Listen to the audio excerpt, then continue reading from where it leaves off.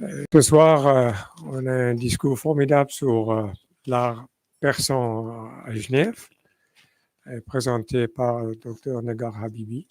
Negar Habibi a obtenu son doctorat en histoire d'art iranien à l'université d'Aix-Marseille en France.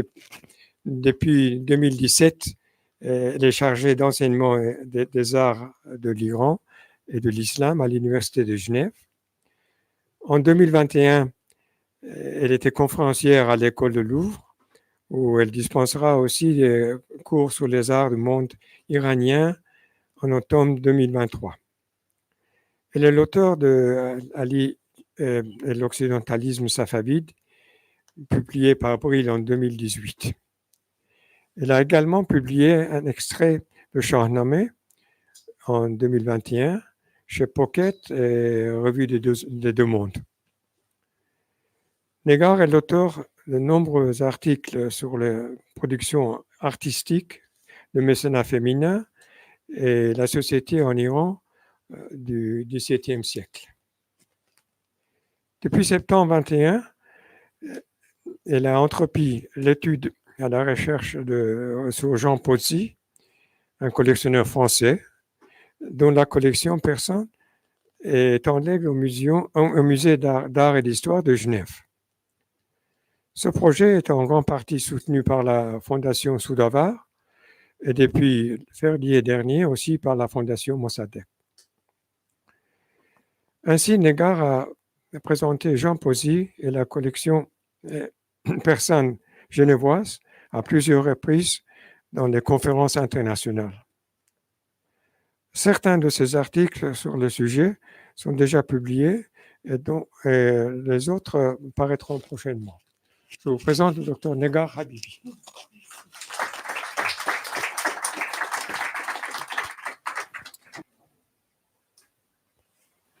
Bonjour, bonsoir. Merci à vous tous d'être venus ici ce soir. J'espère que vous m'entendez. J'essaie de parler plus fort.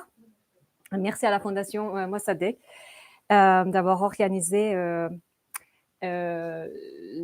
cette conférence, ce séminaire sur un sujet qui me tient vraiment à cœur. Alors, les arts et la culture persane, connus comme en fait nous le savons tous, ont dépassé leurs frontières géographiques et même chronologiques depuis au moins l'ère sassanide et le début de la période islamique. On peut voir dans quelle mesure les avancées architecturales iraniennes, les décors architecturaux et plusieurs autres formes et techniques artistiques ont influencé et formé l'esthétique d'autres régions musulmanes, soit à l'époque des Omeyyades ou des califats abbassides du 8e au 10e siècle, soit dans les terres d'Asie centrale à partir du XIVe siècle. On peut aussi méditer sur la formation des arts du livre chez les Indes moghols ou les Turcs ottomans à partir des réalisations timurides et persanes du XVe siècle. Dès la fin du XIXe siècle, les œuvres d'art persans et du monde iranien ont aussi trouvé leur chemin vers l'Europe dans des collections privées et publiques et à travers des expositions internationales. La formation de ces nouvelles collections a conduit plusieurs générations d'érudits à se plonger dans l'histoire et l'art du monde iranien. De nombreux centres d'études iraniennes à travers le monde, du Japon à ceux récemment inauguré à Toronto en 2019 ou celui de Paris en 2022, attestent en effet à quel point la culture, la littérature, les religions, les langues et les arts du monde iranien sont diffusés et étudiés dans les institutions académiques et muséales. Et c'est avec vraiment un réel regret, je pense que ça vous le savez déjà, que je vous informe qu'il n'existe pas un tel centre ici à Genève, où étonnamment, plusieurs collections des arts persans et persanisants sont détenues dans des institutions et fondations publiques et privées. Et ce soir, je vais vous présenter 4 de ces collections les plus majeures que je connais pour l'instant à Genève. Celle du musée Ariana, du musée d'art et d'histoire, du musée ethnographique et de la fondation Bodmer.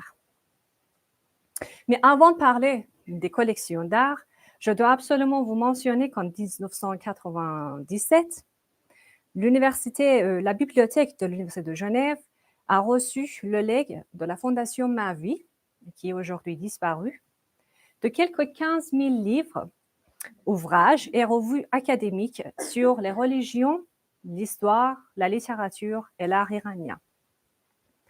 J'ai eu l'occasion de visiter cette bibliothèque qui n'est pas entièrement cataloguée, faute de spécialistes personnalisants, mais aussi par manque d'intérêt général au sein de l'université. La bibliothèque est réellement riche, mais elle s'est bien évidemment figée dans le temps. Elle englobe des livres en persan, en français et en anglais, et plusieurs périodiques en persan qui étaient publiés jusqu'en 1997. Donc, il s'agit d'une archive vraiment assez significative pour les chercheurs, mais qui est tombée complètement en oubli sans être utilisée. Alors, les collections des arts persans de la ville de Genève se sont enrichies régulièrement au cours du XXe siècle, le plus souvent par les Genevois dont on a parfois perdu la trace aujourd'hui. Le musée Ariana en est l'un des meilleurs exemples. Le plus important musée suisse de la céramique détient actuellement au total quelques 693 pièces de céramique islamique, y compris les fragments, dont 488 pièces, c'est-à-dire plus de 2/3, proviennent des terres iraniennes. Et je dois remercier absolument Madame Anne-Claire Schumacher, désolée, la conservatrice en chef du musée, qui m'a fourni en fait ces précisions. Ce que je trouve personnellement très intéressant, c'est la constitution et l'enrichissement d'une telle collection par plus de 60 donateurs et marchands depuis 1871, date de la plus ancienne acquisition, jusqu'en 2013, date du dernier legs par un couple suisse et iranien. En effet, si la majorité des donateurs du XXe siècle étaient plutôt suisses, les collectionneurs iraniens semblent aussi contribuer à l'enrichissement du musée à partir du XXIe siècle.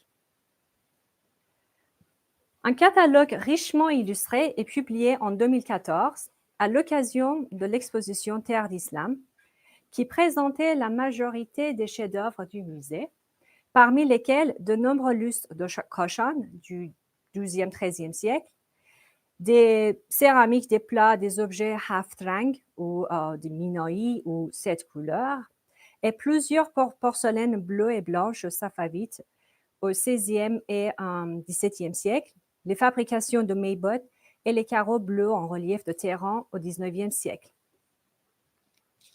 Alors, je voudrais remercier surtout Monsieur Stanislas Antonius, adjoint scientifique du musée, qui m'a envoyé ces photos magnifiques du musée lors en fait de son inauguration à la fin du XIXe siècle. À l'origine, le musée Ariana a été construit entre 1877 et 1884 par l'érudit collectionneur et archéologue Gustave Révillot pour abriter ses collections et les mettre à la disposition du grand public. À cette époque, c'est un musée encyclopédique dont la mission principale est d'éduquer ses concitoyens à l'art et au bon goût. On retrouve la même mission principale un peu plus tard, au début du XXe siècle, dans les salons parisiens, où les arts persans sont devenus l'une des sources d'inspiration majeures d'artistes et de designers français. Plusieurs chercheurs, comme Rémi Labrusse, Yves Porter, David Roxburgh ou Moya Carey, pour en nommer seulement quelques-uns, ont étudié l'engouement pour les arts de l'islam et notamment les arts persans des milieux artistiques et intellectuels parisiens, en soulignant le rôle majeur joué par l'Union centrale des arts décoratifs avant la Première Guerre mondiale, à la fois dans la promotion des nouveaux arts et designs, mais aussi pour soutenir, propager et diffuser les arts persans en France. D'une manière générale, les arts de l'islam étaient admirés en Europe depuis le milieu du XIXe siècle, mais leur appréciation s'est considérablement accrue au tournant du siècle. Comme le mentionne David Roxburgh, Un thème récurrent dans le discours émergent sur l'art islamique au début du XXe siècle était son pouvoir curatif pour les arts modernes libéraux et industriels européens. La collection persane du Victoria and Albert Museum à Londres, par exemple, a inspiré un grand nombre d'ouvriers des arts industriels. En 1903, Gaston Mujon, historien de l'art français de renom et fervent défenseur de l'art islamique et persan en France, écrivait sur l'intérêt d'étudier les objets islamiques à une époque où l'art moderne semble s'être livré à tous les aléas de l'improvisation sans règle. Le début du XXe siècle est en effet l'époque de la grande fête de l'éclectisme, alors que l'Orient a tout conquis comme le rapporte Larousse. C'est dans ce contexte que grandit Jean Pozzi, qui est né vers 1884 et qui est décédé à 1967 à Paris, ministre plénipotentiaire français en Iran et en Égypte. Il peut être considéré comme l'un des 3 collectionneurs renommés d'art persan et islamique dans l'Europe du XXe siècle. De sa collection légendaire, il ne reste aujourd'hui que quelques 600 peintures manuscrites, calligraphies et enluminures au cabinet d'art graphique du Musée d'art et d'histoire de Genève. Jean Pozzi a en effet légué une partie de sa collection, notamment les peintures persanes et les gravures européennes, au Musée d'art et d'histoire de Genève à l'automne 1966, un an avant sa mort. D'autres de ces donations étaient au Musée de l'horlogerie à Genève, Musée du Louvre, Musée de Sèvres, Musée des tissus historiques et le Musée des arts décoratifs tous les deux à Lyon et la Bibliothèque apostolique de Vatican, pour n'en citer que quelques-uns. On peut noter 2 œuvres majeures sur la collection de peintures persanes de Jean Pozzi. La première, intitulée Les peintures orientales de la collection Pozzi, couvre sa collection jusqu'en 1930, lorsque l'orientaliste français et conservateur de la Bibliothèque nationale de France, Edgar Brochet, étudie et publie le premier essai sur la collection Pozzi en reproduisant 86 peintures. Le catalogue présente essentiellement les chefs-d'œuvre de la peinture persane et quelques peintures de l'Inde moghole.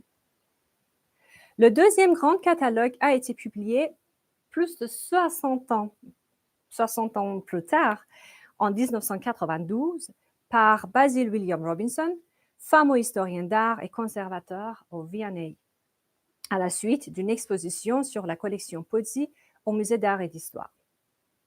Celle-ci étant la dernière exposition de cette richissime collection, présentant quelques 671 peintures et objets de la collection Pozzi.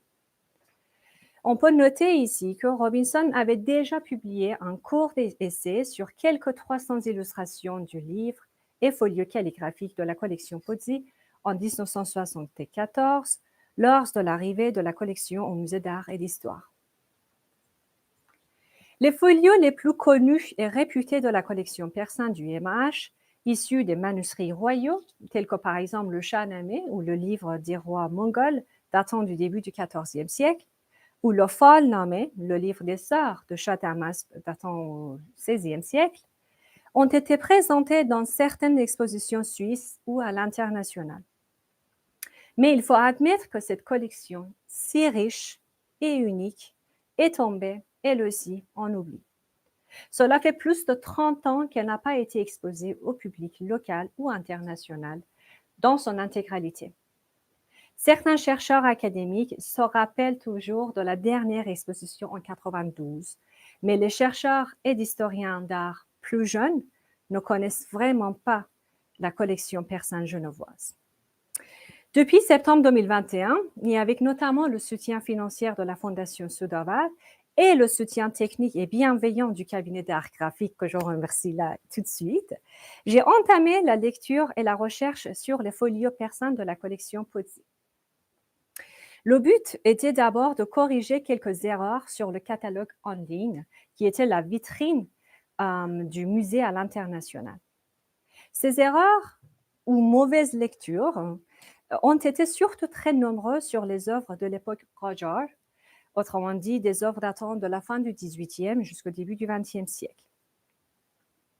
J'ai eu aussi quelques projets avec mes étudiants sur certains, mes étudiants à l'Université de Genève, sur certains folios. Et une partie du résultat est aujourd'hui en ligne et une autre sera soumise au cabinet prochainement. Du coup, comme vous voyez ici, notre but était de mettre les illustrations dans leur contexte artistique et culturel. Et selon la demande de l'ancien responsable du cabinet, nous avons aussi mis et ajouté les noms des auteurs, des artistes, des héros, des livres ou d'autres termes techniques en persan. Et dans la continuité de ma recherche sur le fonds Pozzi, j'ai eu aussi l'occasion de faire une recherche approfondie sur la personne de Jean Pozzi, qui lui aussi, il est très très peu connu, son univers d'amateur d'art et son lien avec le monde persan et islamique. Donc, j'ai essayé de publier certaines parties de mes recherches et les autres vont heureusement paraître prochainement. Lors de l'arrivée de la collection Pozzi au musée, vers 1971, Monsieur Maurice Pianzola, conservateur en chef du musée, a exprimé son enthousiasme pour la richesse de la collection et souligne, je cite, « Cette collection introduit dans notre musée, s'il le néglige quelques poids et quelques monnaies, un monde nouveau, celui de l'islam. Elle a été intégrée à notre département de peinture et dessin, dont elle ouvre plus largement l'éventail resté jusqu'ici étroitement occidental. C'est un enrichissement bienvenu, indispensable de nos jours. L'histoire de la collection Jean Pozzi, sa donation au musée d'art et d'histoire et sa présentation dans nos salles nous semblent constituer un aimable épisode des relations de Genève avec ceux de ses hôtes dits internationaux. Dans deux de ses correspondances avec la ville de Genève, Pianzola souligne la qualité tout à fait exceptionnelle de la collection, à la fois pour sa très grande valeur marchande, mais aussi pour ses valeurs artistiques qui, je cite, pourraient faire du IMH un véritable centre d'études de l'art islamique. Malgré l'optimisme et l'espoir de l'ancien conservateur du musée, cependant, le legs Pozzi ne s'est pas étendu à d'autres achats islamiques ou persans. La collection des peintures persanes de Pozzi reste la seule collection d'art pré-moderne iranien conservée dans le musée public le plus grand de la ville de Genève. Je dois par contre souligner qu'il y a aussi d'autres objets de la culture persane datant de l'époque pré-islamique jusqu'à l'ère moderne, comme par exemple cette série de photos qui sont consultables en fait sur le site du IMH. Et là, ce sont des photos d'un artiste, Mohsen Rastani. Du coup, j'ose espérer que la direction du musée et la nouvelle responsable du cabinet, Madame Marie-Ève Silio, présente ici, organiseront bientôt une nouvelle exposition de la collection Pozzi qui fera sans doute briller ce patrimoine persan enfui et pourtant si unique dans son genre.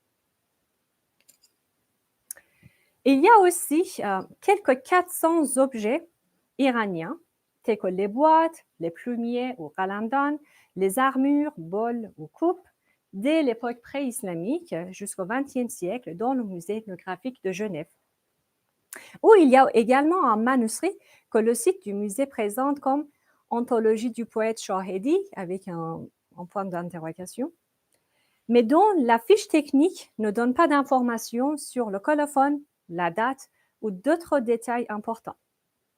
Le site présente aussi un contrat de mariage de l'époque Qajar. Le musée est fondé en 1901 et, à vrai dire, je ne sais pas s'il y a des experts persanisants au sein du musée. Personnellement, je n'ai pas encore consulté les objets persans du musée non plus.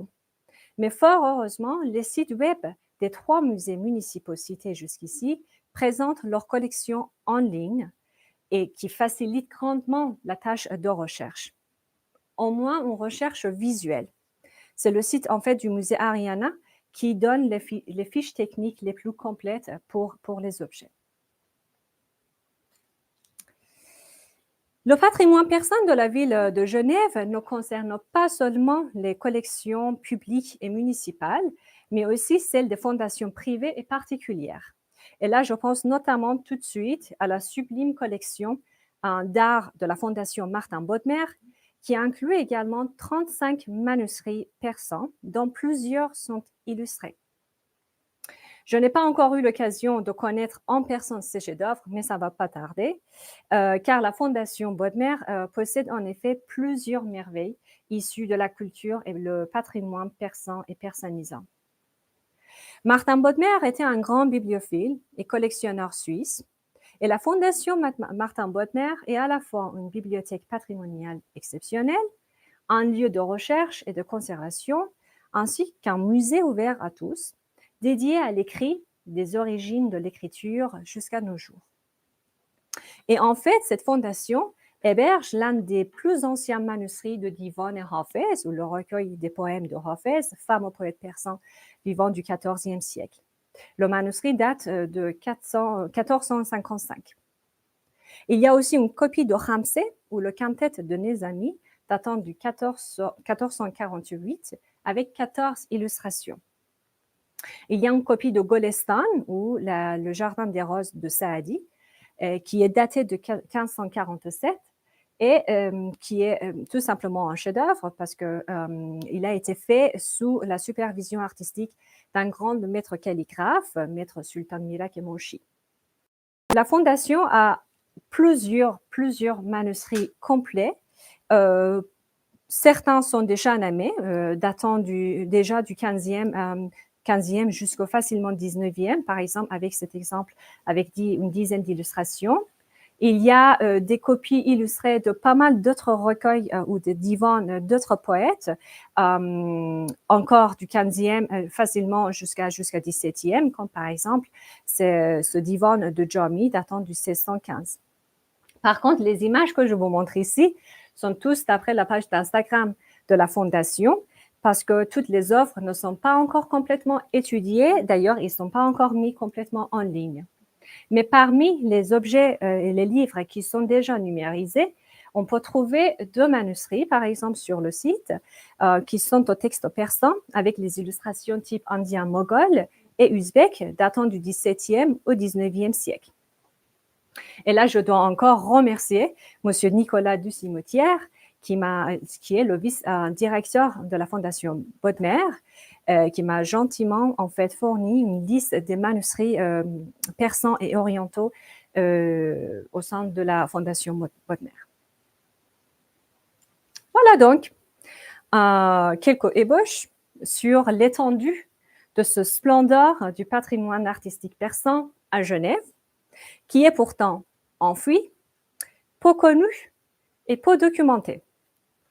Les manuscrits de la Fondation Bodmer, par exemple, sont tout simplement parmi les chefs-d'œuvre d'art du livre persan, qui auraient pu être étudiés par les doctorants ou les chercheurs, à l'instar d'autres grands manuscrits étudiés et mis en valeur par des érudits depuis le XXe siècle.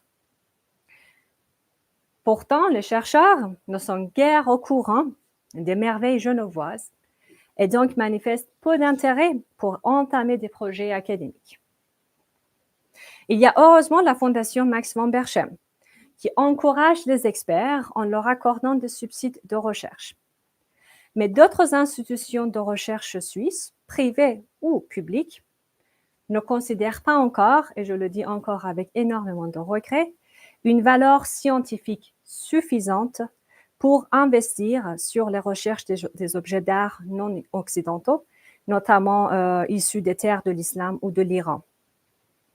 Il suffit de regarder l'étendue des collections perso-islamiques à l'échelle suisse, par exemple, avec la collection islamique du musée d'histoire de Berne, qui héberge en fait, qui héberge l'ancienne collection d'Henri Moser avec plusieurs objets persans, ou la collection orientale de Rydberg Museum à Zurich. Et ça suffit de comparer le taux de financement actif pour les recherches sur ces collections avec d'autres collections d'art occidentaux, ou même confronter le nombre de chercheurs actifs dans les domaines des arts occidentaux avec ceux du monde persan ou islamique en Suisse. Le résultat parle de lui-même. Alors que plusieurs institutions muséales et académiques à travers le monde entier explorent, investissent et élargissent la diversité culturelle dans un contexte global, nous, ici à Genève, sommes toujours en darhameye kuche, comme on dit en persan. On est juste au début de notre chemin.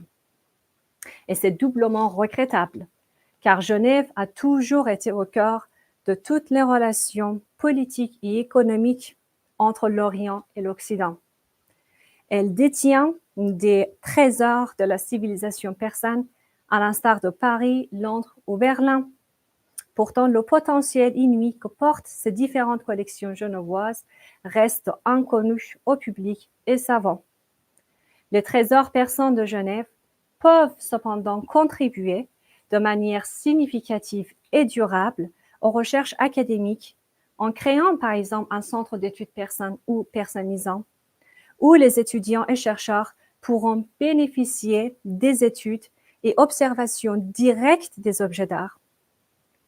Les recherches académiques sur les dynamiques du monde persan à l'intersection de l'Europe, le Moyen-Orient, l'Asie centrale et l'Extrême-Orient influencent plus que jamais les relations internationales, les échanges artistiques et économiques à l'échelle mondiale.